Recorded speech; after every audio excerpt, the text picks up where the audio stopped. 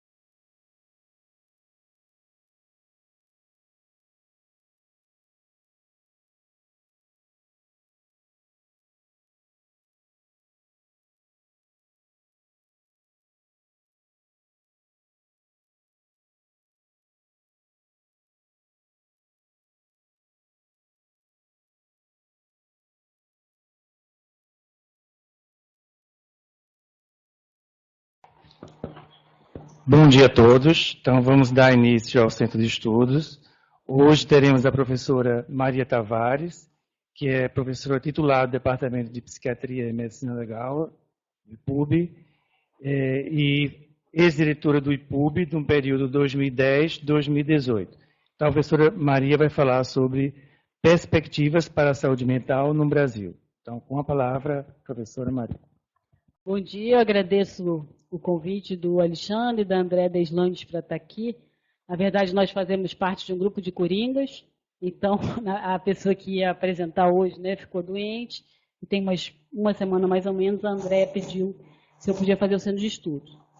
Como eu acabei de ser editora do Caderno de Saúde Pública, de uma sessão que vai sair agora em novembro, sobre perspectiva de saúde mental no Brasil, aonde escreveram a professora Rosana Noco, que esteve ontem aqui com a gente, o professor Bastos da Fiocruz e o professor Caldas Almeida de Portugal, cada um falando um pouco da questão da reforma psiquiátrica, da política de saúde mental, avanços, retrocessos e os riscos que a gente está correndo. Quando eu dei esse título, eu pensei que eu ia apresentar um pouco o que tinha aparecido nesses textos e um pouco do meu editorial. Mas ontem, a gente teve o dia inteiro aqui que foi lindo, que foi o seminário do mestrado profissional em atenção psicossocial, e a própria Rosana veio aqui e falou do texto dela.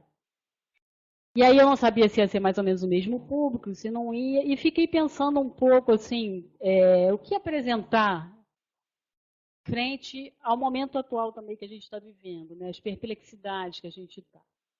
E aí eu tive uma ideia que eu espero que seja interessante, que a gente possa compartilhar hoje junto aqui nesses 40 minutos, e foi contar um pouco a história de como é que a gente chegou. Porque às vezes a gente olhando para trás e vendo o caminho, isso nos ajuda a pensar um pouco para frente, o que fazer. Né? Como é que foi essa história da reforma? Como é que a gente chegou aonde chegou? Mostrando, sobretudo, uma questão que a Rosana Noco trouxe ontem e traz no artigo dela, que ela diz: a reforma psiquiátrica brasileira ela foi muito mais induzida pela política do que propriamente pelos movimentos sociais. Claro que os movimentos sociais ajudaram, mas houve o tempo todo uma política favorável. E aí o Pedro Gabriel ontem também lembrou que é uma política que atravessou governos, porque ela começa muito antes do governo, digamos, do Partido dos Trabalhadores. Ela vai por todo o governo Fernando Henrique, depois ela segue no governo do Lula e depois ainda segue até 2015 no governo da Dilma. Então, uma coisa que atravessou partidos, atravessou ideologias e que veio numa direção. E, de repente, hoje, agora, a gente está aí nessa perplexidade para onde a gente vai. Então, o que eu vou mostrar para vocês agora é um pouco dessa história de como é que a gente chegou aonde a gente chegou. Tá?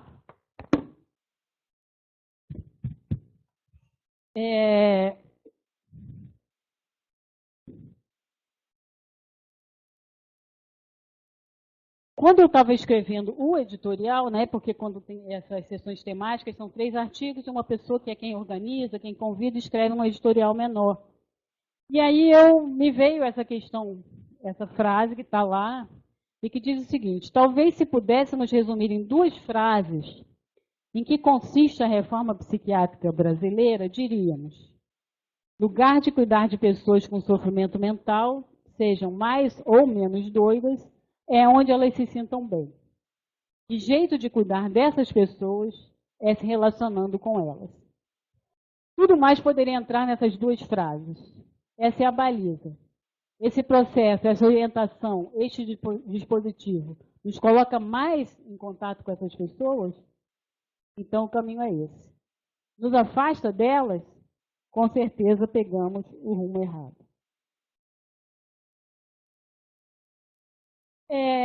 Talvez alguns nem fossem nascidos, mas nos anos 80, 1980, quem é da minha geração um pouco mais sabe a importância que o Fantástico tinha. Né? Não existia canal, essas TVs fechadas, só tinha TV aberta. Então chegava domingo à noite, aquela musiquinha do Fantástico até dava uma certa agonia na gente e tal. E no início dos anos 80 foi apresentado no Fantástico uma reportagem que eu vou passar agora para vocês, que dura 9 minutos, e que de alguma maneira foi muito importante para impulsionar o caminho da reforma.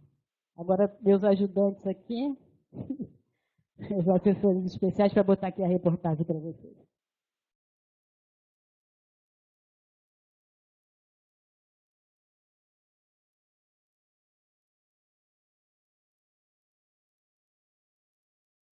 Essa é da colônia.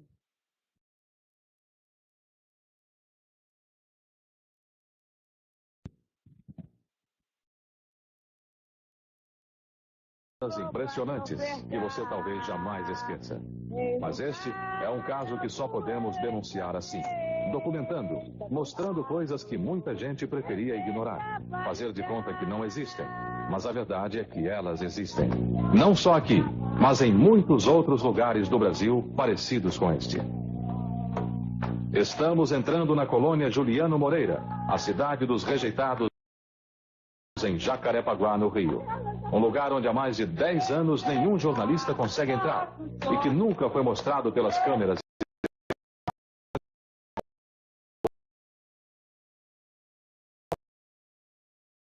Com toda a colônia Juliano Moreira. Um lugar onde vivem 3.007 doentes mentais. 3.007 homens e mulheres que há 20, 30, 40 anos estão esquecidos, abandonados por parentes e amigos. Gente que vive em condições que nem sempre são dignas de um ser humano. Ó, você tem que mandar a gente embora, é isso que tem que fazer, né? Que arretar não. Pra que isso? Nós passamos fome aqui dentro, nós apanhamos aqui dentro. Não vem falar não fome agora! A área da colônia é gigantesca. São 7.350.000 metros quadrados. Maior até que todo o bairro de Copacabana. Para cuidar de tudo isso, dos 8 núcleos e pavilhões de internamento e dos 3.007 doentes, a colônia tem 9 funcionários. E desse número, 706 trabalham na parte administrativa. Porque os médicos são apenas 20. As próprias estatísticas do Ministério da Saúde mostram que a colônia, para funcionar bem, precisa ter pelo menos 3.115 funcionários.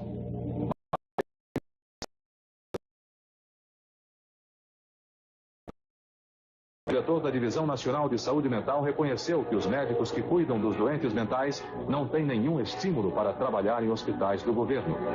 E quase sempre não gostam dos programas de tratamento que são utilizados nesses hospitais.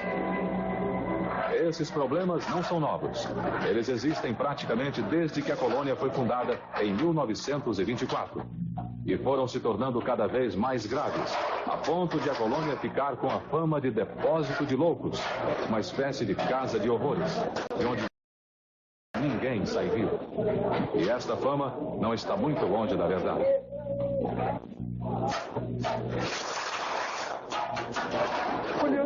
Talvez você já tenha visto cenas como estas em filmes como Papillon ou Expresso da Meia-Noite e tenha pensado que estas coisas não pudessem acontecer. Que seres humanos conseguissem viver assim. São pouquíssimos os pacientes que podem usar uma colher para comer. A grande maioria tem mesmo de comer com as mãos. Um mundo terrível. E talvez só seja mais terrível, mais assustador que a própria doença mental que aprisiona todos esses homens. Agora vamos sobrevoar alguns pavilhões da colônia. As condições dos prédios são muito ruins. Este é o pavilhão Sampaio Correia de geriatria feminina. Ele foi feito para abrigar 120 pacientes. Quase todas as mulheres que estavam internadas aqui morreram. As sobreviventes foram transferidas para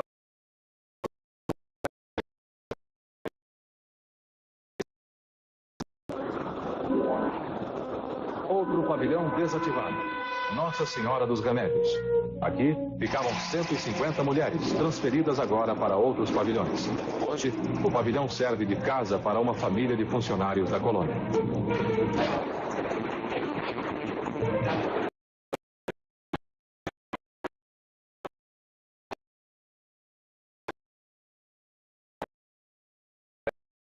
Nazista. Este pavilhão tem uma história muito triste. Aqui, até 1964, eram feitas operações de lobotomia em alguns pacientes da colônia Juliano Moreira.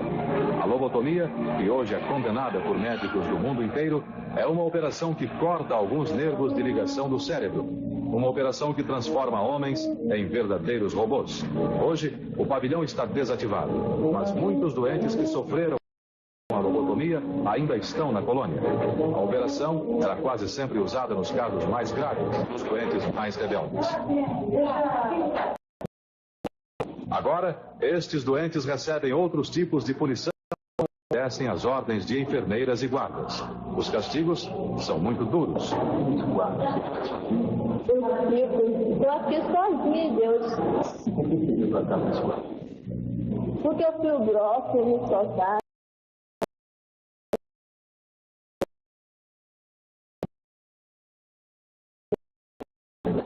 Não quero fugir, não.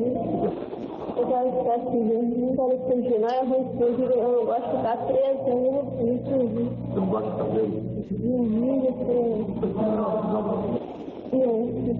Eu não gosto de ficar presa.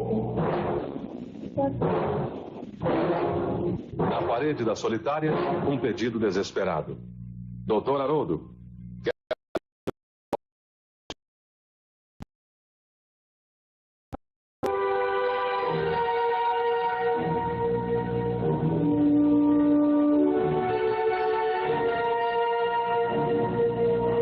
por não concordar com esses métodos de punição, com castigos tão violentos em seres humanos, que o psiquiatra Francisco José Roma Paulgarten abandonou a colônia Juliano Moreira.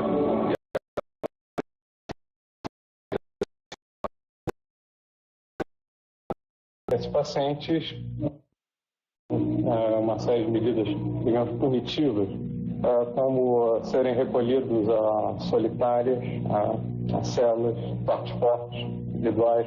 Pacientes são impregnados. O que seria impregnado?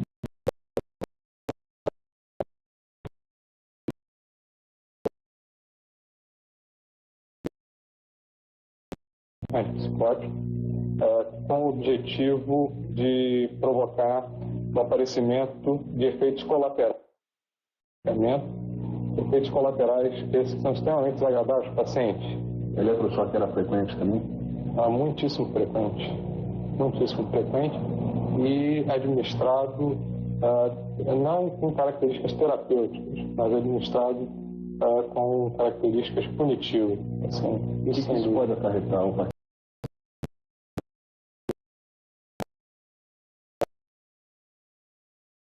E há um risco grande, né? Se o eletrochoque não é feito com devido cuidado, pode acarretar fraturas, pode acarretar até a morte do paciente. Não era feito com esse devido cuidado? Não, eu nunca vi um eletrochoque ser administrado aqui na presença de anestesista, nunca verifiquei ser feito um exame físico do paciente antes do eletrochoque. De procedimentos que seriam aconselháveis, né, serem feitos. Além disso, em nenhuma das ocasiões que o eletrochoque foi administrado, ele tinha realmente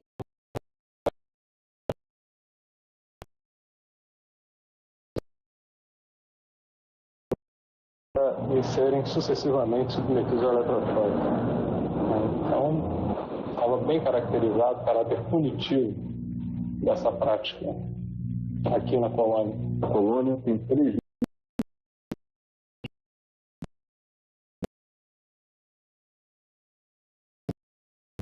né? E que daqui só saem os pacientes quando morrem.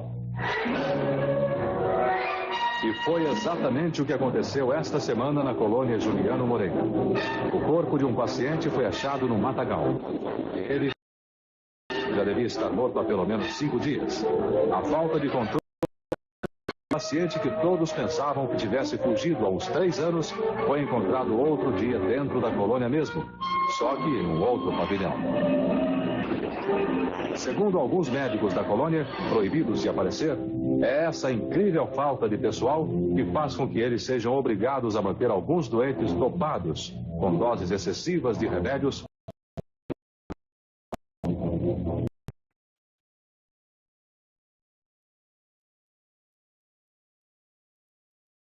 Por todos os jardins. O que você vai ver agora são cenas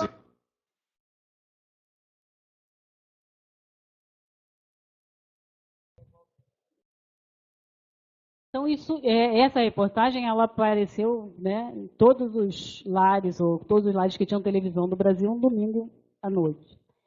E isso foi muito importante, pena que não tenho aqui colegas, que isso aí foi antes de mim, né? Em 80 eu estava entrando na faculdade, mas Pedro Gabriel, que é uma das pessoas que foi trabalhar na colônia, que teve esse papel muito importante das denúncias, houve uma intervenção depois na colônia, etc. e tal. Então, frente a essa situação, o que fazer, né? E aí nós já estamos lá mais para o ano de 87, 88, que também foi muito falado ontem, o quanto uma conjuntura favorável, né? Porque não adianta só você ter a boa vontade, fazer a denúncia, mas a conjuntura favorável é que vai também encaminhando para que as coisas possam, né, tomar uma direção. Então, em 1988, a gente tem a Constituição, né? Em 90, o Sistema Único de Saúde, a Lei 8080, e então encaminham a reforma psiquiátrica e a reforma sanitária.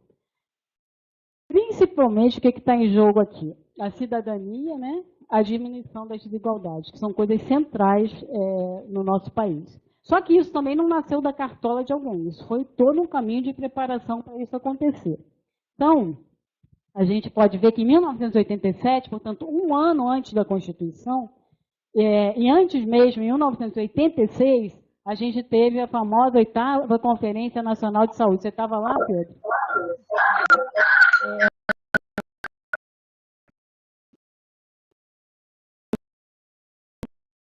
Em 87, a primeira Conferência Nacional de Saúde Mental. Se vocês forem ver quais são os eixos temáticos da conferência, o eixo 1, economia, sociedade e Estado, impactos sobre a saúde e doença mental. O eixo 2, reforma sanitária e reorganização da assistência à saúde mental. E o eixo 3, cidadania e doença mental, direitos, deveres e legislação do doente mental. Então, o embrião já estava todo aí, na primeira conferência, antes da lei do SUS, em 1987. E procurando fotos e tal, eu achei esse slide aqui que eu achei muito interessante. Em 1987, o grande ano, a primeira Conferência Nacional de Saúde Mental, o segundo Congresso Nacional do Movimento dos Trabalhadores de Saúde Mental, surge o lema Por uma Sociedade Sem Manicômios, e tem o famoso Manifesto de Bauru, né, que vai falar da luta antimanicomial, por uma sociedade sem manicômios, etc, etc. E aí, então, né, em 88 a gente tem a Constituição, em 90, então, a gente tem a Lei do SUS. Em 1992, sai, então, a primeira portaria que vai regulamentar os CAPs, os famosos Centros Psicossocial. Isso aqui também não nasceu da cartola. Quem era o coordenador de saúde mental na época era o Domingos Sávio, que não por acaso tinha sido diretor muitos anos da colônia de Juliano Moreira e foi uma das pessoas que conseguiu, no movimento da colônia, fazer todas essas transformações lá.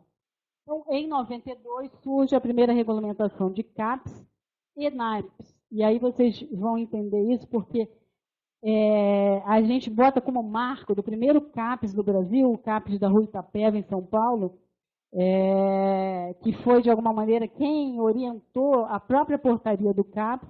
E em Santos, a gente tinha um outro movimento, que tinha sido a intervenção na Casa de Saúde Anchieta lá, que foi feita muito nos moldes, inspirada na reforma psiquiátrica italiana, na psiquiatria democrática, porque o que foi feito lá em Santos? E aí, mais uma vez, a conjuntura política favorecendo. Quer dizer, houve uma eleição de um prefeito que era de um partido de esquerda. A partir daí, eles fizeram uma intervenção nessa casa de saúde, que era uma casa de saúde que tinha não sei mais quantos leitos.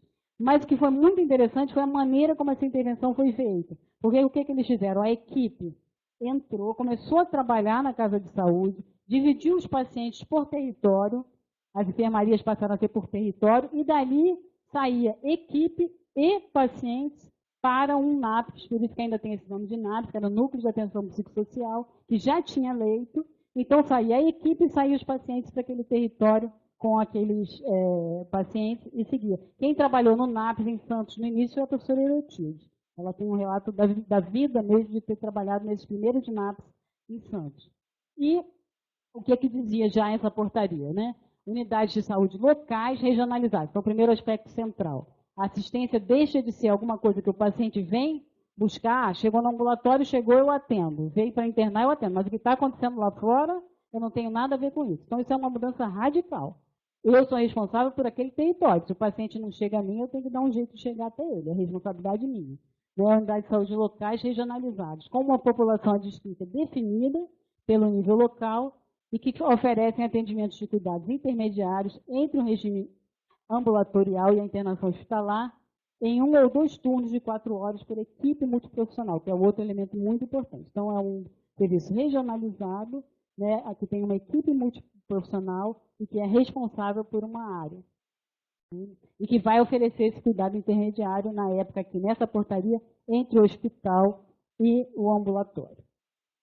Aqui, quem conhece, quem trabalha com isso, já viu esse quadrinho 1000 vezes, é quando esse quadrinho começa a aparecer, onde você tem o CAPS, no centro da assistência, né, organizando o resto da assistência. Então, aqui, acho que eu estou sem luzinha aqui, mas essas casinhas pequenas são PSF. Ali a gente tem residência terapêutica, e tem outros dispositivos dessa rede. Então, esse é o primeiro desenho que começa a aparecer com CAPS no centro. Em 1994, então, a segunda Conferência Nacional de Saúde Mental. Para a gente entender como é que esses movimentos, na verdade, eles se fazem com a política junto o tempo todo. Quer dizer, os trabalhadores trabalham, a gente vai pensando, vai organizando, e o Ministério da Saúde, ele, né, direcionando também esse movimento. E aí vocês veem já o nome da segunda conferência, a reestruturação da atenção à saúde mental. Então, aqui o que está em jogo é a gente organizar essa reestruturação, pensar sobre ela e ver como é que a gente caminha para frente. Essa foi em 1994, quer dizer, 2 anos depois da portaria do CAPES de 92. Em 94, um outro marco fundamental, que foi o Programa de Saúde da Família. Né? O Ministério da Saúde, então, regulamenta o Programa de Saúde da Família, e já com as equipes, etc. Ele vem, a origem dele é o Programa dos Agentes Comunitários de Saúde, né, que depois se transforma no Programa de Saúde da Família em 94. Em 2000, damos um saltinho, a lei sobre os serviços residenciais terapêuticos. Porque vocês veem que a construção ela vai indo aos poucos. Você faz o serviço regionalizado, você começa a diminuir os leitos, você tem paciente que precisa morar. E aí, toda a construção dos serviços residenciais terapêuticos, com a portaria número 106, de 11 de fevereiro de 2000. Isso, eu me lembro da gente discutindo essa portaria aqui no IPUB, numa das reuniões, seminários e tal, e a gente construiu toda essa portaria do serviço residencial terapêutico. Isso gera vida, né, gente? Vocês veem as fotos aqui, os pacientes, né, nas casas, e o que é muito interessante, a nível nacional, quer dizer, um país com a dimensão do Brasil e consegue implementar, porque quem anda por aí vê CAPS em qualquer município que você vá, uma portinha lá, CAPS. E muitos municípios têm também serviços residenciais terapêuticos. Isso muda, né? Isso muda a vida das pessoas, isso muda a vida dos profissionais, isso muda um país.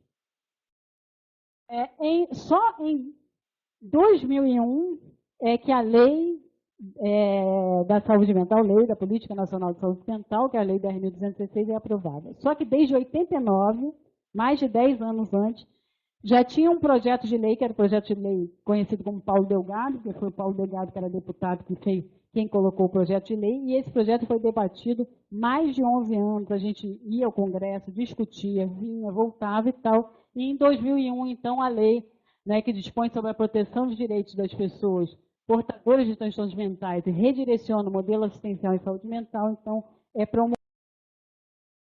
E essa lei, ela está vigente. E a reorientação é bem clara, é uma reorientação para o cuidado comunitário dos direitos mentais.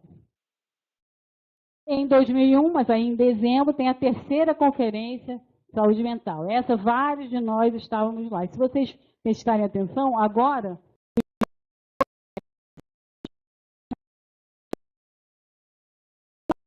fazendo e construindo, né, como é que ia ser esse modelo de assistência. E agora a gente precisa saber como é que cuida dessas pessoas.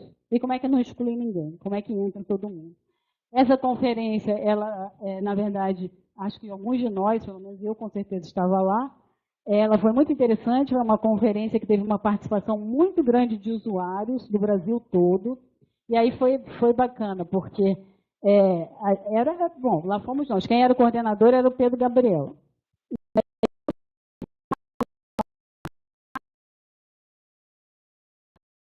Lá temos um plantão, que a gente ficava naquele plantão para poder ir resolvendo as questões que apareciam com os usuários das mais variadas ordens, etc. E eu me lembro muito também, porque na abertura eles serviram vinho, o serviço, não lembro o que era, e aí os usuários revoltados dizendo que não podia, porque eles não podiam beber, ou que beber era muito ruim, então por que tinha vinho? E aí tinha um representante da OMS que falou que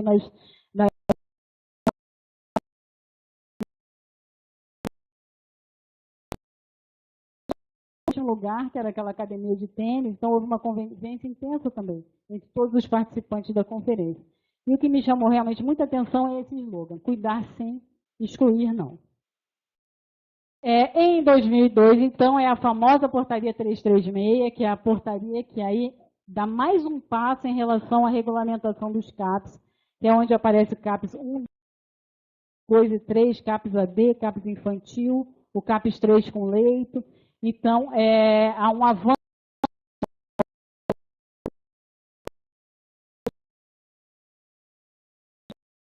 fruto, na verdade, do próprio avanço do processo do trabalho. Quer dizer, esses CAPs estavam acontecendo, a gente estava lá, estávamos trabalhando, estávamos caminhando, e a partir daí uma série de questões surgiam que fazia com que se construísse, então, uma nova regulamentação, um novo financiamento, porque tudo isso também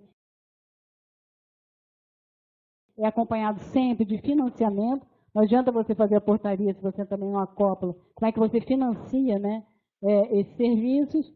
Então, o que muda aqui, na verdade, amplia o funcionamento e a complexidade dos CAPs, né, cria os 3, AD, infantil, e mantém o CAPs, né, para pacientes graves. Tem a missão de dar um atendimento de YouTube,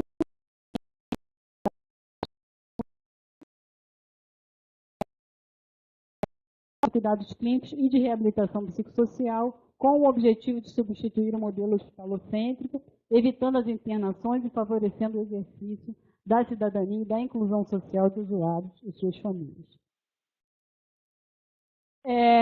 Em 2003, uma outra legislação extremamente importante, que foi de volta para casa, porque aí as pessoas saem do hospital, vão para a residência terapêutica e precisam de renda. Então, você vê como é que a coisa vai sendo construída passo a passo.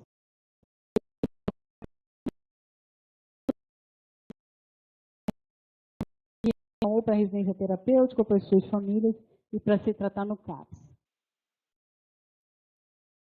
Em 2006, o Programa de Saúde da Família vira a Estratégia de Saúde da Família, né? E em 2008 se cria, então, a portaria do NASF, que o NASF é quando aí a saúde mental e a Estratégia de Saúde da Família se unem.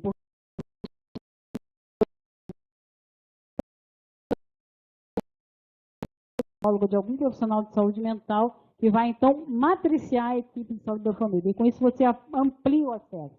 Porque aí, em qualquer lugar, qualquer equipe da família vai dar conta também de pacientes com transtorno mental, desde que tenha esse matriciamento. Em 2010, a gente tem a última conferência que houve, agora tem todo um pedido para ter a quinta, que foi a 4ª conferência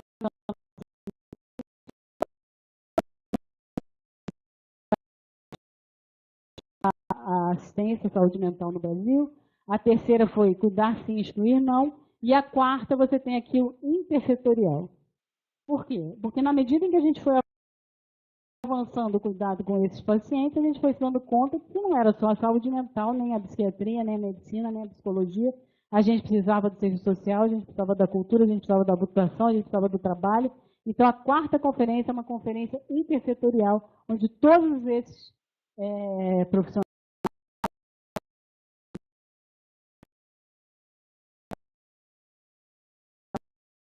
saúde mental e passa a ser um campo intersetorial. Em 2011, a gente tem a última portaria, né, que é a que define a RAPS. Então, deixa de ser, passa a ser uma rede de atenção, falando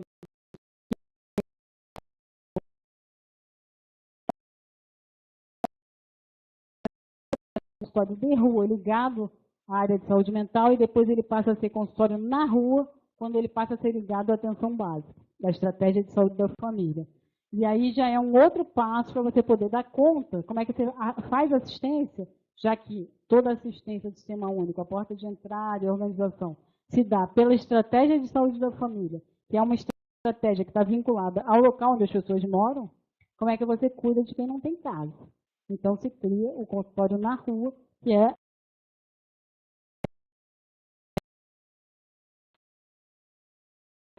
de saúde da família que vai na rua atender os pacientes.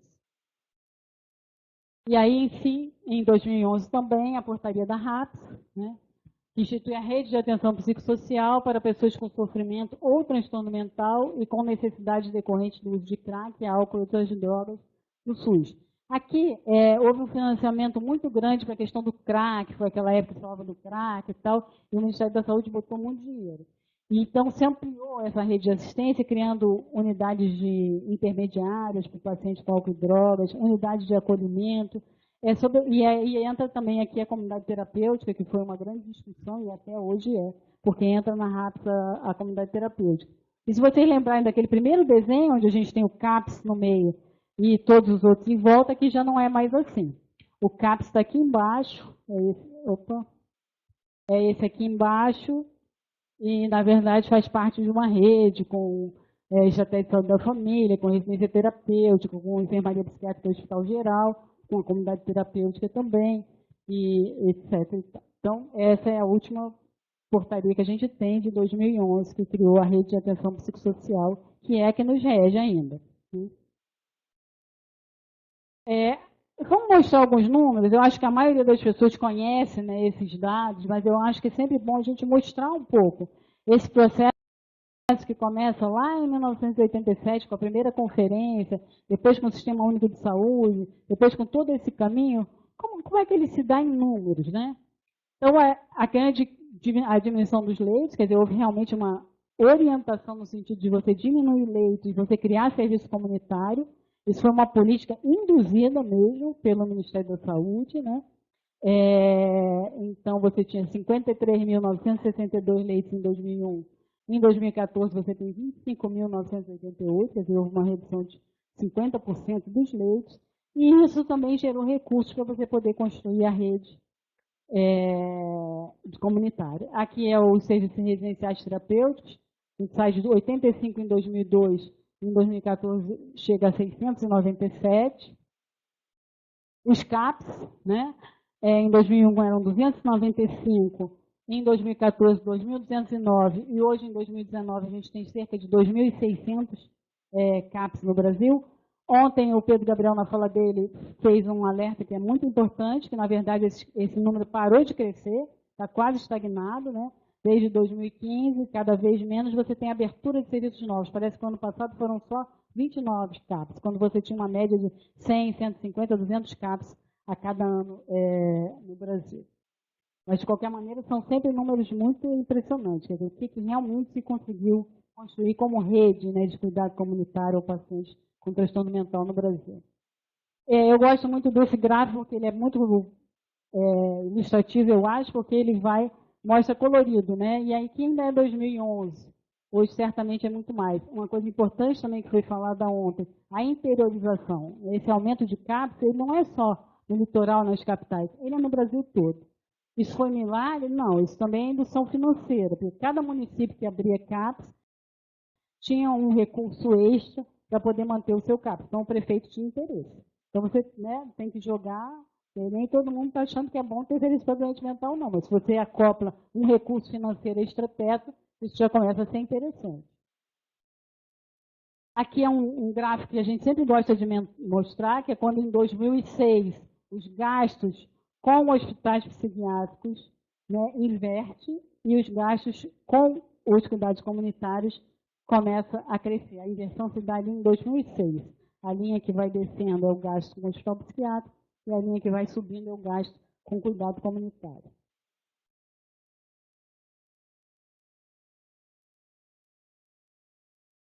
Assim, a outra, né, tudo isso faz parte do Sistema Único de Saúde, que aí o aumento também impressionante da cobertura da estratégia de saúde da família. Esse é um dado antigo, de 2009, está muito maior, né, hoje, mas a gente vê como é que o gráfico se colore aí em 10 anos, né? Em 10 anos. Então, esse foi o caminho que a gente percorreu, né? Digamos, de 1980 e poucos, 87, até 2015, se a gente puder dizer assim, né? E aí, a pergunta agora é, e agora, José? A festa acabou, a luz apagou, o povo sumiu, a noite esfriou. E agora, José? E agora você? Você que é sem nome, que zomba dos outros, você que faz versos, que ama protesto. E agora, José? Está sem mulher, está sem discurso, está sem carinho, já não pode beber, já não pode fumar, cuspir já não pode. A noite esfriou. O dia não veio, o bonde não veio, o riso não veio a utopia e tudo acabou. E tudo fugiu e tudo mofou. E agora, José? E agora, José? Sua doce palavra, seu instante de febre, sua gula e jejum, sua biblioteca, sua lava de ouro, seu terno de vidro, sua incoerência, seu ódio. E agora? Com a chave na mão, quero abrir a porta. Não existe porta. Quer morrer no mar, mas o mar secou. Quer ir para Minas, Minas não há mais. José, e agora?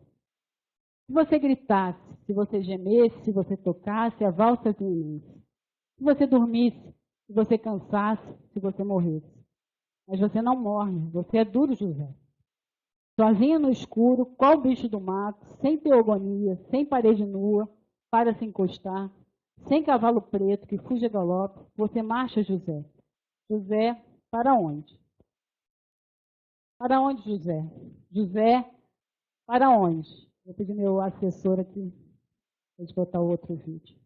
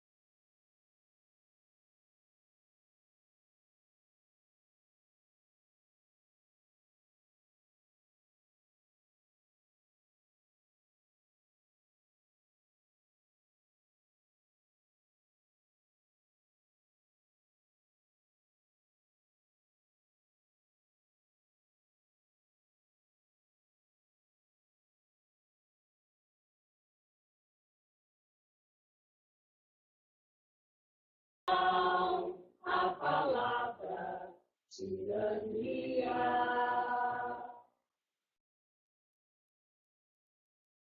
Pegue o tambor e o cantar. Era isso, pessoal.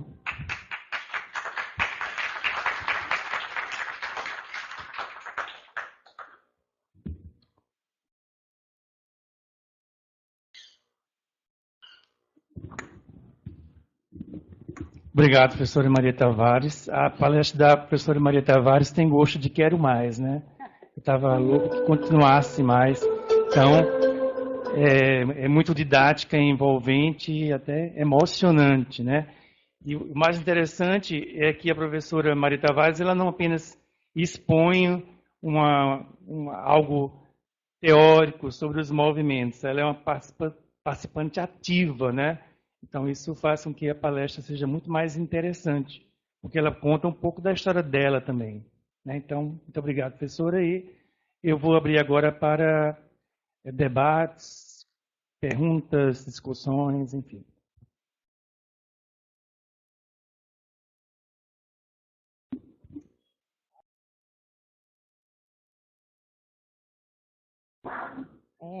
Márcia Dourado. Maria, parabéns. Como disse o Alexandre, não é apenas uma palestra, mas você nos trouxe um ser vivo, né? Eu acho que a sua palestra ela nos mostra, né, o quanto é viva, né? É esse movimento todo cheio de música, poesia e cheio de necessidade de resistência. E aí é que eu fiquei pensando, né? Porque todo o percurso aí da saúde mental também é fruto de uma articulação política que foi primordial. E a gente está vendo hoje em dia um sistema de desmonte na realidade dessa política. Então, se você pudesse, gostaria que você falasse um pouco mais assim, do que você sabe em termos da articulação política que está sendo feita para tentar brecar um pouco esse desmonte, enfim, da resistência possível, além apenas da gente ir à rua, né? Mas o que existe de política para tentar barrar um pouco esse desmonte?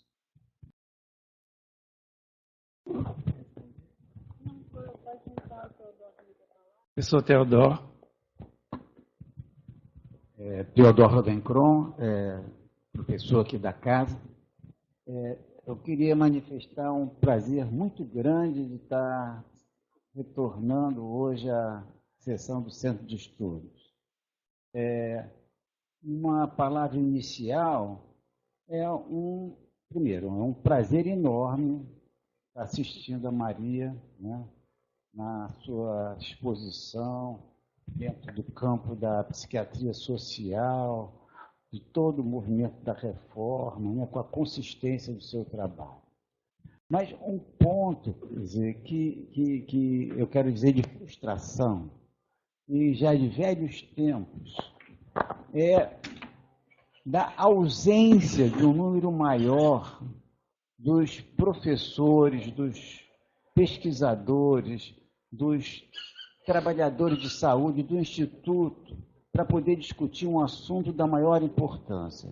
Quer dizer, inclusive pessoas, eu vou até dizer, particularmente, da turma engajada com o movimento da reforma, da psiquiatria social, que a Maria é uma pioneira, mas que seus parceiros, eu fico decepcionado, Maria, de que seus parceiros do dia a dia não estejam. Eu vim especialmente para assistir a Maria pela importância que ela representa nessa casa. Então, isso me frustra, porque eu acho que esse espaço do Centro de Estudo é um espaço de um vigor científico muito grande. Bom, o ponto que eu queria dizer é que existem dois aspectos importantes. É a resistência. Eu acho que, na mesa, a Maria representa uma modalidade de resistência e o Márcio Amaral representa outra modalidade de resistência, né? Eu tenho acompanhado ativamente a luta do Márcio em termos da resistência do espaço geográfico, histórico do Instituto de Psiquiatria. Isso é um espaço de resistência que todos nós estamos mobilizados. Então, acho que é um ponto que deveria ser motivo de reflexão. A Maria representa a resistência no campo da reforma psiquiátrica, num momento em que o movimento político nacional vai na contramão de todo esse processo da reforma psiquiátrica. E eu vejo a Maria exatamente representando essa resistência. Então, são dois tipos de resistência. Um ao nível interno da instituição, o Instituto de Psiquiatria no UFRJ, que o Márcio Amaral é um entusiasta, líder, né? Quase um visionário, né? Alguns dizem até que é um Dom Quixote, mas que não se vive sem um Dom Quixote, né? É verdade? E a Maria, que é uma formiguinha no trabalho da psiquiatria social, com essa dedicação enorme. Então, são dois pontos que eu considero importantes e que eu gostaria muito de ouvir vocês poderem falar um pouco sobre esse trabalho da resistência que vocês desenvolvem. E parabéns pelo trabalho que vocês têm desenvolvido. Parece que eu estava adivinhando que você ia me provocar um pouco, então por isso eu vim para cá. Há momentos de resistência, mas há um momento do avanço. Né? A história que foi contada aqui é uma história de grandes avanços. Não vamos ficar pasmados pela situação de agora ter que só pensar na utopia. Não. Há conquistas enormes, gente. Eu gosto de dizer que esse acontecimento, se você fosse até do ano 2000, Maria, você veria que era 90% o gasto que tinha com a IH, que é a internação, era 90%, e outros gastos em psiquiatria, como a saúde mental, era 10%. E em 6 anos isso inverteu. A maior parte passou a ser outros investimentos de saúde. Eu um dia fiz uma comparação disso, em termos de isso não existe paralelo no mundo, gente. É quase que um cavalo de pau de um transatlântico no meio do oceano, que estava num sentido e de repente, pá, em 7 anos. Isso foi um grande acontecimento, isso é um feito memorável. E eu vou dizer mais, eu vou dizer que a grande resistência a essa onda que está no Brasil, que já está virando uma marolinha, mas que vai destruir muita coisa no meio do caminho, ainda, já tem tempo para destruir muita coisa, a grande resistência há de ser na nossa área. Eles não avançarão para destruir essas coisas todas que foram mostradas aí, essas grandes conquistas, porque isso está dentro das pessoas, está aqui na cabeça, né? Então, como você bem assinalou, não foi uma política de um governo ou outro, foi uma política de Estado, uma política que foi de povo, que foi amadurecendo dentro das pessoas. Você fala para cá, eu gosto de dizer que eu entrei na psiquiatria na adolescência. Vamos dizer, minha mãe foi fazer psiquiatria, voltou à medicina aos 30 e tantos anos, foi fazer psiquiatria, formou aqui, e na minha casa essa coisa libertária da psiquiatria começa na minha adolescência. Eu entrei na psiquiatria com essa perspectiva. E entrei de cara, Teodoro se lembra bem, da comunidade terapêutica, que tinha um outro espírito, né? No Pinel, primeiro ano da faculdade, junto ao professor Portela, e todo o espírito era esse, libertário, de aproximação, de estar junto com os pacientes, descobrir as pessoas por trás dos uniformes, por trás do abandono e tudo mais. Então isso tem uma história longa, que um dia é colhida, acontece e se torna um poder, né, na década, já no ano 2000, na virada do século. É um grande acontecimento. Isso não recuará. Vai ter recuos pequenos, mas que serão suficientes para a gente dar um salto maior ainda depois. Né? Maria, eu queria que você me explicasse porque eu fiquei reparando nos seus mapas e gostando muito. O Pará, por exemplo, tinha lá uma situação de grande ocupação, no bom sentido, de CAPS durante um bom tempo, e depois, quando passa para a clínica da família, tem ao contrário. Eu queria saber, você que tem muita passagem lá no Pará e tal, se isso que isso representa. Então, acho que estamos aí na situação do IPUB.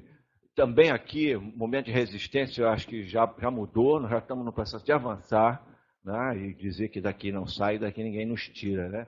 Eu leio um texto que eu escrevi hoje, nós temos essa semana, mas tem um grande ato público na Casa da Ciência, porque a nossa questão agora é ganhar assim essa mobilização de toda a UFRJ.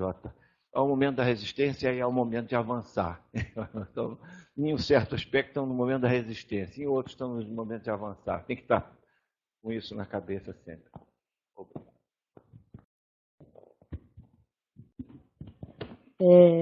A Márcia pergunta, né, porque eu parei ali mesmo em 2011, na portaria da RAPS, e depois ainda andamos um pouquinho até 2015, e a partir de 2015, a questão política do país, né, a democracia entra em jogo e, com isso, o resto. Então,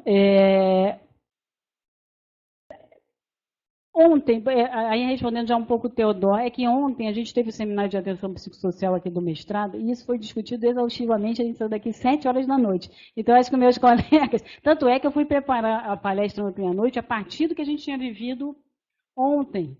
Né? Então, eu acho que é um pouco isso, talvez. A gente discutiu muito esse assunto, teve uma plenária ontem, aqui de manhã, com Pedro Gabriel, Rosana Onoco, a Lília Miranda e tal. Então, enfim... Eu estou achando que é um pouco por aí. Ele já conhece essa história, é bom os outros que não conhecem. Aliás, Pedro Gabriel é o grande protagonista, né, de boa parte dessa história. Mas em relação ao desmonte, Márcia, é complicado, né, porque a gente abre o Zap de manhã já com medo. Né? Hoje já é o negócio da Fiotec, lá de Manguinhos, que vai acabar o contrato e por aí vai. Eu acho assim, a gente está na universidade, isso nos dá uma certa proteção. Quer dizer, até agora ninguém ameaçou os nossos empregos, até agora.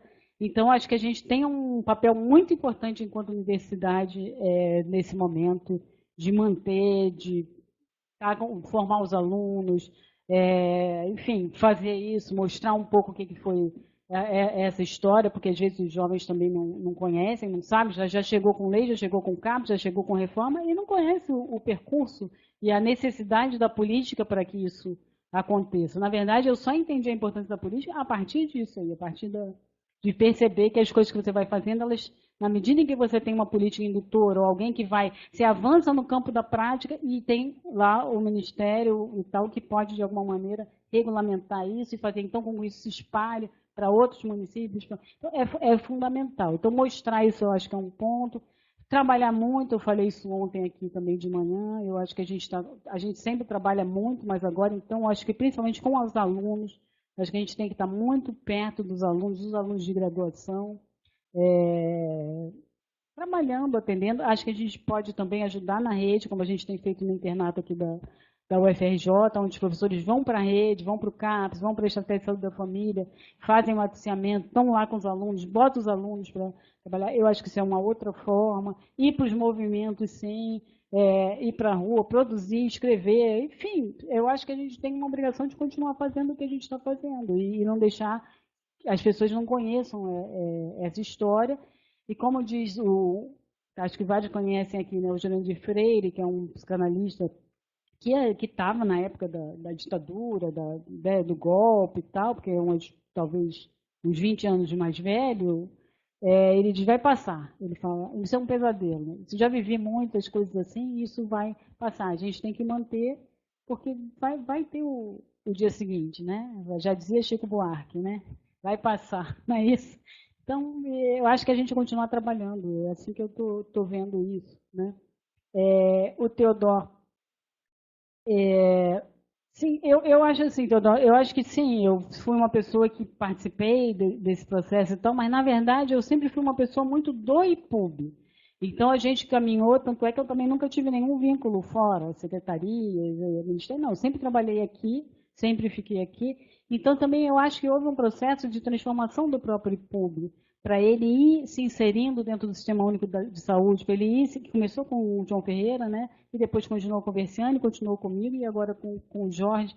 Porque quando a gente, e acho que você pegou um pouco, eu peguei ainda o que era um pouco quando vocês foram residentes, a gente tinha 7 residentes, né, de psiquiatria, e era isso, de primeiro ano, então eram 14 residentes. A gente tinha uma enfermaria e a gente tinha um ambulatório. Então, o paciente entrava na enfermaria, ficava internado, a gente botava ele no ambulatório, cuidava dele no ambulatório e tal. Não tinha rede, não tinha CAPS, estava ainda começando, né, o Sistema Único de Saúde. Hoje, a história é muito diferente. O paciente interna aqui, vê onde é que ele mora, onde é que ele não mora, faz o vínculo com o CAPS, o pessoal do CAPS vem para cá. O IPUB tem 3 residências terapêuticas, o IPUB foi pioneiro.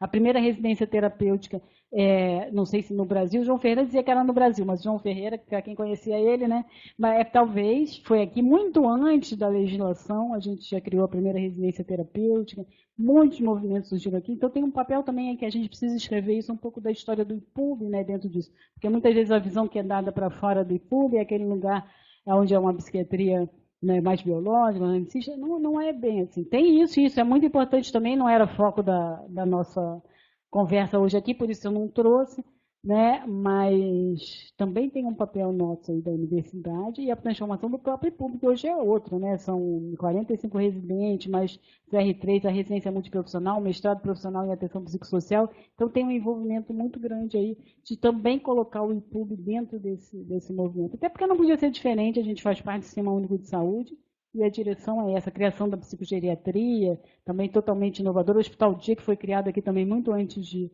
CAPS, então tem uma resistência, ou uma construção que passa também aqui pelo IPUB. Em relação ao Pará, eu não sei, Márcio, não sei te dizer. O que eu acho que lá é muito frágil as duas coisas. É frágil ainda a estratégia e o CAPS também é frágil. Tem que olhar depois. Professor Rogério Rizzuti.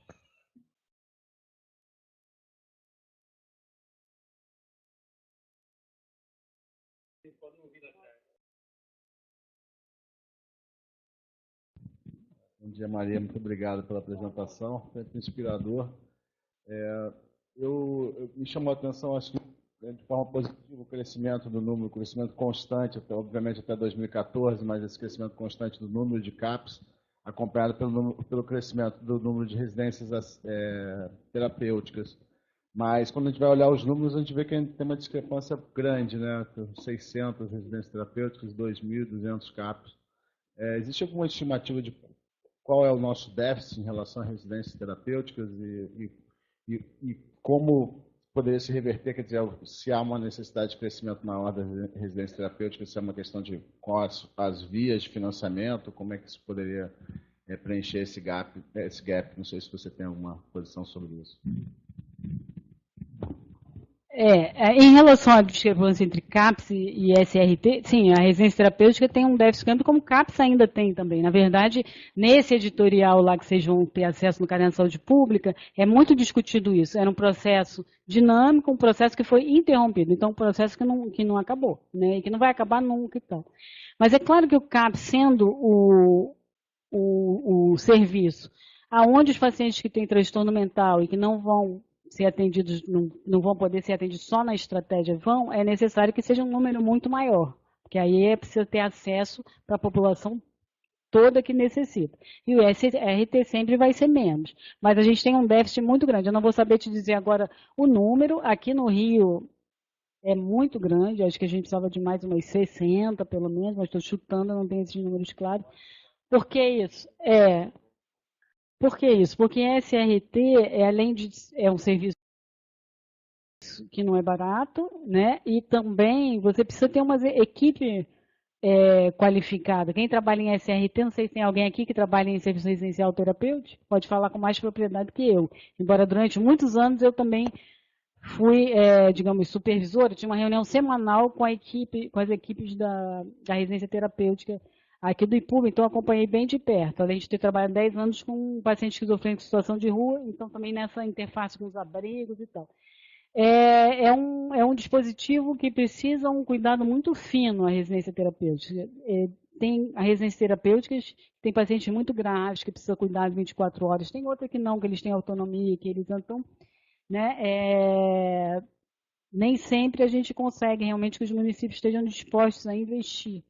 Né? É uma residência geralmente para 8, 9, 10 pacientes, então você precisa realmente dessa coisa, né? Aí para o gestor, por que eu não boto 30 logo no lugar, dependendo do gestor? Então, a gente precisa avançar muito ainda nos SRT. Eu agradeço, Maria, pela sua apresentação. Eu queria pedir, se você pudesse, para falar um pouco sobre o ambulatório em saúde mental, né? Porque a gente sabe que a partir da década de 80 começaram, né, a ter muitas críticas sobre o modelo, né, clássico, né, de ambulatório, com hierarquização, seleção da clientela, muito centrado nos atendimentos individuais. E então eu queria, se você pudesse, assim, pensar quais seriam as boas práticas hoje, né, no ambulatório de saúde mental, de modo a poder oferecer, né, um cuidado que seja intersetorial, que seja em equipe multiprofissional, enfim. O que você pensa, assim, que a gente, né, poderia fazer, e principalmente pensando aqui no ambulatório do IPUB, que a gente tem residentes, né, especializandos de vários cursos, né? Como é que a gente poderia fazer algum tipo de ação mais integrada que, de fato, estimulasse, né, essa participação? Tem alguns anos, eu não sei quantos, que o município do Rio lançou aquele caderninho, né, de boas práticas em ambulatório, pensando essa questão. Quer dizer, na verdade, como eu falei, quando eu me formei em psiquiatria, a gente tinha praticamente dois dispositivos, a internação e o ambulatório. Então, eu sou de um tempo onde a gente cuidava de paciente grave no ambulatório. Eu até hoje faço ambulatório no IPUB, tem pacientes que estão comigo há 20, 30 anos graves e que se sustentam na consulta ambulatorial. Então, eu acho que o ambulatório ele tem seu lugar. A questão que eu acho que é importante é que ele tem que estar integrado também, quer dizer, porque eu acho que a grande questão é quando você começa a tratar do paciente muito longe de onde ele mora, você perde acesso aos recursos de família, aos recursos de uma visita domiciliar. Então, é necessário que o ambulatório ele seja uma retaguarda, mas integrado com a estratégia de saúde da família e com o CAPS. E aí eu acho que ele tem seu lugar, sim. Eu acho que a gente segura o paciente grave, às vezes com consulta uma vez por mês, no vínculo, né? No vínculo que ele constrói com o terapeuta dele. Mas eu também acho interessante o ambulatório ser multiprofissional, de repente ter atividades em ambulatório integrado nessa rede. Essa é a minha visão. E em relação ao IPUB, eu acho que ele ainda é um campo enorme de prática dos nossos alunos, porque eles estão no ambulatório, é um grande serviço que a gente tem, extra-hospitalar é o ambulatório, então é um lugar que a gente tem que cuidar muito bem dele, né? Porque a gente está formando gente lá, muita gente. Maria, se há algum estudo mostrando alguma relação entre residências terapêuticas, expansão e diminuição de população de rua, pessoas morando pela rua cada vez em número maior, se isso não tem algum... Porque eu nunca vi uma discussão a respeito, mas me ocorreu. Eu sei que há uma população que mora na rua porque quer morar na rua, mas muitos vão caindo nessa situação por abandono e poderiam ter... Se isso não seria um critério para a pessoa ser acolhida em residência terapêutica, o fato de, por estar na rua, isso já ser um indicador de que não tem rede, o reconstruir rede, como é o seu maior esforço, o esforço em reconstruir rede, se você puder. Isso tem um pouco a ver com essa história do processo que não foi concluído, né? Por quê? Porque na legislação da residência terapêutica, ela foi criada para poder acolher aquelas pessoas que estavam institucionalizadas nos hospitais. Então, na legislação diz que tem que estar pelo menos ter estado pelo menos 2 anos numa instituição psiquiátrica ininterruptamente. É claro, está gravando aí, mas a gente burla muitas vezes isso. Porque às vezes são situações dramáticas e independente dele ter ficado 2 anos internado ou não, a gente acaba colocando. Mas nesse sentido não dá para a gente pensar isso, porque a gente precisaria avançar muito mais para dar conta desses que estão saindo dos hospitais e ainda poder acolher esses que estão na rua em crise. Agora, a ideia do CAPS, se a gente tivesse uma rede realmente potente, porque o déficit de CAPS 3 aqui no Rio é enorme, a gente só tem 3 CAPS 3 para transtorno psicótico adulto e 3 CAPS 3 para AD, quer dizer, é ridículo para uma população de 6 milhões de habitantes. A ideia, se a gente pudesse, e espero, a gente vai continuar avançando nesse processo, a gente só está nesse pesadelo, mas esse pesadelo vai passar e a gente vai continuar, é que com o CAPS 3 a gente pudesse evitar que as pessoas chegassem na rua, quer dizer, que a gente pudesse dar uma assistência antes disso. Né? Ontem, um dos trabalhos que eu assisti no nosso seminário de mestrado profissional, que foi da Patrícia Matos, que ela contou como é que foi a implantação do CAPS 3 no alemão, eu fiquei super emocionada com as coisas que ela disse ali. Como é que eles implantaram o CAPS 3, como é que, de repente, eu até conheço essa paciente, que eu fiz uma pesquisa e trabalhei com ela, uma paciente gravíssima, que é conhecida como Maria do Lixo, que certamente seria uma dessas que está na rua, mas como tem o CAPS lá, ela vem e volta, a comunidade conhece. Então, eu acho que seria um avanço por aí também. Ao melhorar a assistência comunitária, você também evita que as pessoas vão para a rua, né?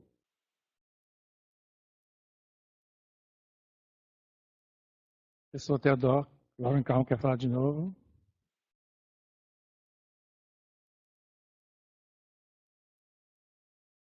Eu queria acrescentar algumas questões relativas ao tema que está em questão. A primeira coisa é o espaço acadêmico é um espaço que tem uma força científica grande para poder tentar influenciar nas políticas de saúde mental, que é o tema da sua exposição. Então, a gente não pode perder de vista, por exemplo, que o Instituto de Medicina Social da UERJ teve uma liderança extraordinária na criação do Sistema Único de Saúde, o Ezio Cordeiro, né? Quer dizer, você próprio que acabou de citar o Jurandir, que foi a sua militância acadêmica, foi exatamente na medicina social da UERJ, entende?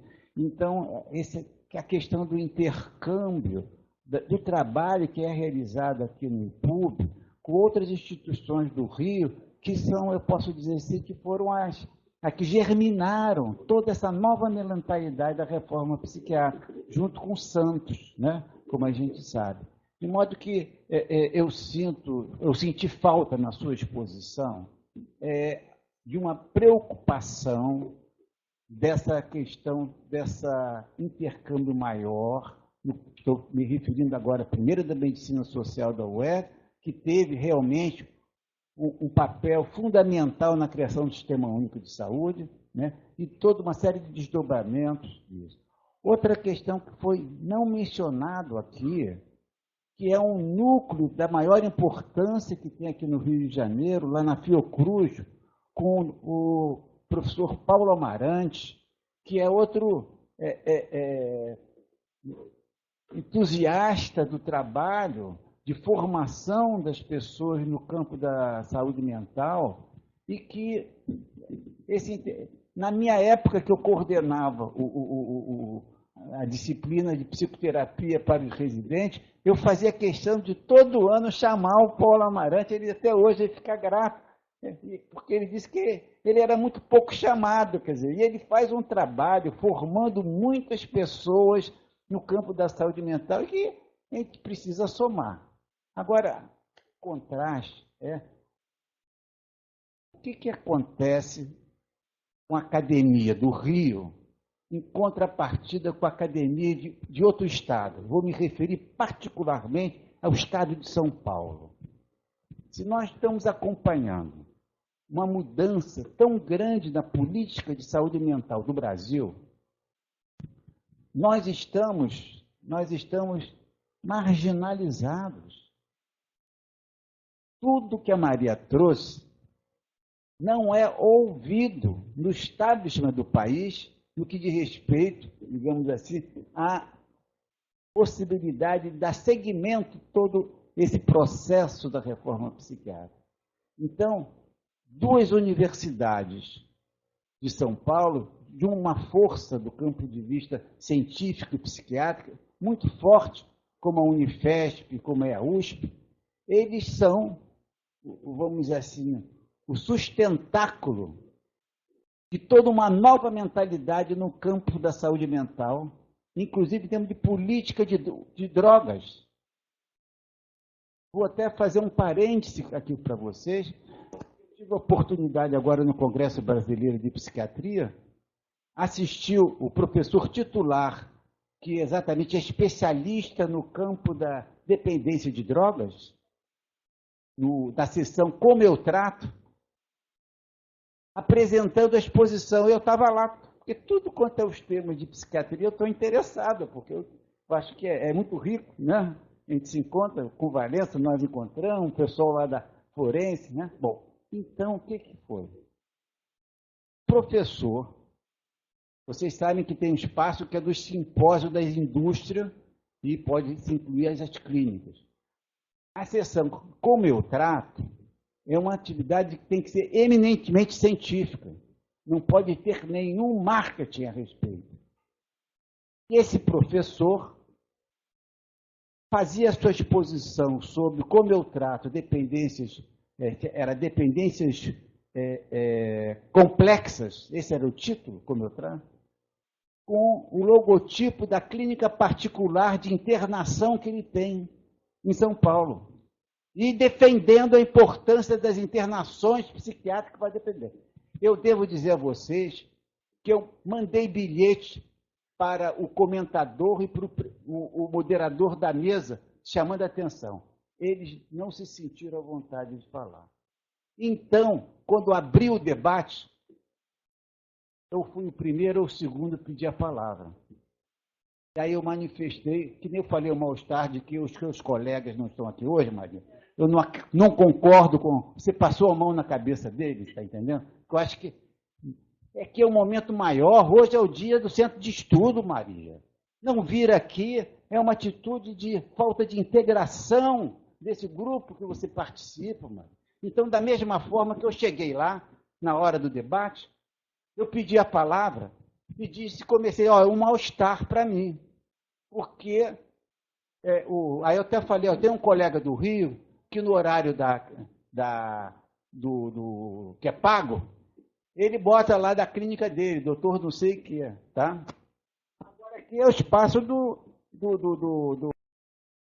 como eu trato, isso não podia ter, isso daí me produziu um mal-estar, não podia isso ser feito. O senhor, inclusive, tem um trabalho na Unifesp tão importante e o seu assento ficou em termos da sua clínica privada, então que atende a maioria da população brasileira. E aí ele quis me interromper, eu não deixei, falei, não, vamos seguir, porque eu quis saber as coisas, o senhor é uma autoridade em dependência de drogas. Aí eu segui fazendo as perguntas relativas à dependência de drogas que eu tinha para fazer, a questão da terapêutica farmacológica e tudo mais, e aí então ele caiu em si e pediu desculpas, entendeu?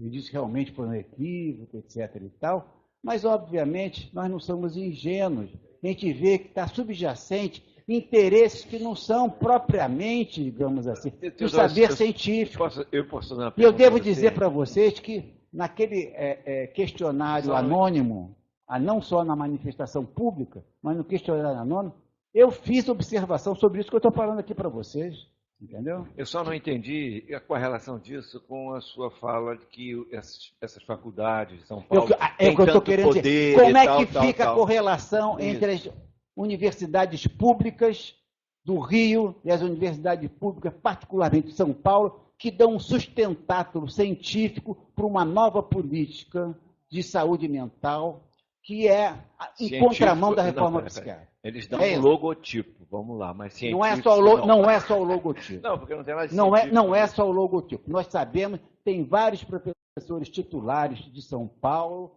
que fazem uma defesa rigorosa, entendeu? Dessa nova política de saúde mental, inclusive da política de drogas. Serão derrotados. O que você falou? No momento eles são os vitoriosos, Amaral. Não, mas olha só, Teodoro. Aí é porque foi uma opção que eu fiz. Quer dizer, eu optei aqui por fazer um centro de estudos mais lúdico, se a gente puder dizer assim, um pouco costurando como é que o movimento e, ao mesmo tempo, a política, a partir da legislação, vai se implantando. Na verdade, quando você lê lá o tal do editorial, lá você vai ter os 3 artigos, e o meu também vão mostrar, que as evidências científicas, por isso que é muito impressionante quando a nota, porque eu não quis entrar nisso, mas o que eles têm publicado depois de 2015, principalmente depois da agora, né? Que eles falam o tempo todo que vamos fazer uma política baseada em evidências científicas. Só que as evidências científicas no mundo inteiro, e aí você tem milhares de artigos mostrando isso, que o tratamento comunitário ele é muito superior. E hoje você não tem ninguém defendendo um hospital psiquiátrico monovalente, só você defende enfermaria no hospital geral. Eu tive, já que você fez isso, vou fazer um parênteses rápido, o Pedro estava lá também, não me deixa mentir, a ABP me convidou para uma atividade no Congresso, que era o papel do hospital psiquiátrico na modernidade, uma coisa assim. E aí lá eu mostrei dados.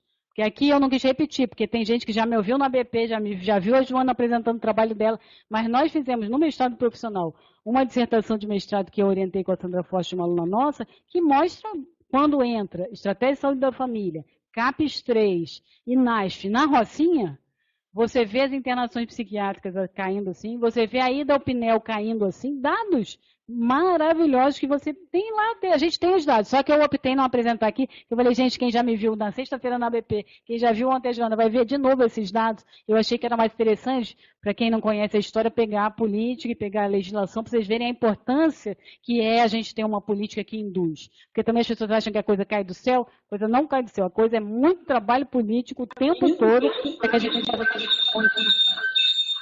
Agora eles irem querer passar a vassoura e achar que vai botar tudo isso no chão. Então eu achei que era muito importante a gente mostrar que a importância da política, porque é aí que tem que estar a nossa luta agora.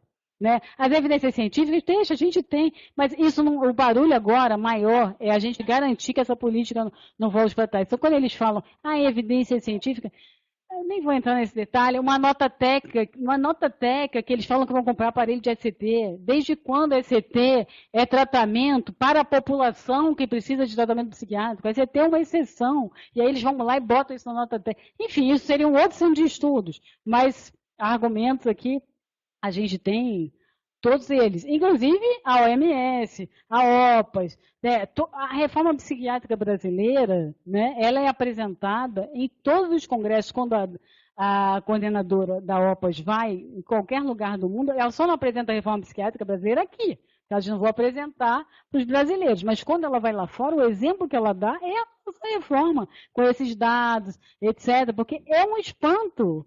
No mundo inteiro, como é que um Brasil do tamanho, um país do tamanho do Brasil, continental como o nosso, conseguiu uma política nacional? A China está estudando como é que a gente fez. A Índia está estudando como é que a gente fez. Aí a gente, aqui, os psiquiatras, questionando, porque não estão pensando na população, entendeu? Aí me desculpe, aí a gente vai ter que falar coisas, não estão pensando na população brasileira, não estão pensando naquilo que eu botei no primeiro slide, cidadania e desigualdade. Para você ter acesso, não vai ser com o hospital psiquiátrico. Quando você tinha o hospital psiquiátrico só na costa, isso era acesso à população. Hoje você tem CAPS em todos os municípios do Brasil praticamente. Quer dizer, na metade, né? Se a gente tem 5 mil municípios, a gente tem 2.900 CAPS. Quer dizer, a gente precisa avançar muito. Essa discussão ela não se sustenta. Não se sustenta. Ok. Aí me provocou, eu estou falando. Vamos lá.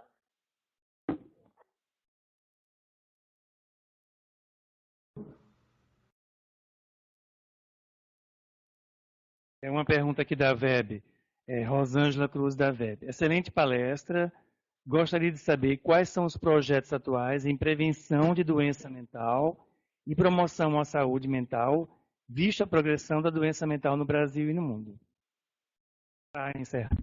O projeto de prevenção de doença mental é um projeto de cidadania, de melhoria das condições do país como um todo, de emprego. Agora acabou de sair uma manchete, acho que foi da Folha, mostrando que a desigualdade social no Brasil avançou de 2012 para cá, não sei quantos por cento, que isso nunca mais tinha acontecido, há mais de 10 anos não acontece. Então, prevenção de doença mental, gente, é emprego, é educação, é condições de moradia, condições de lazer, isso é prevenção. Então, é a construção de um país. A gente previne as doenças mentais construindo um país, que era o que o Sistema Único de Saúde está fazendo.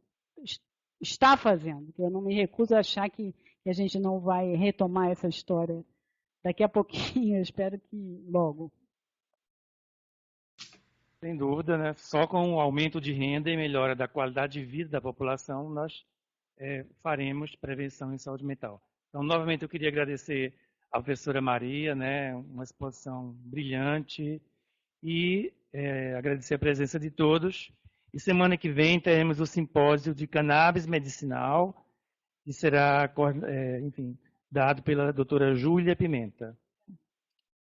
Pimenta, desculpem. Vai ser o dia inteiro, é isso?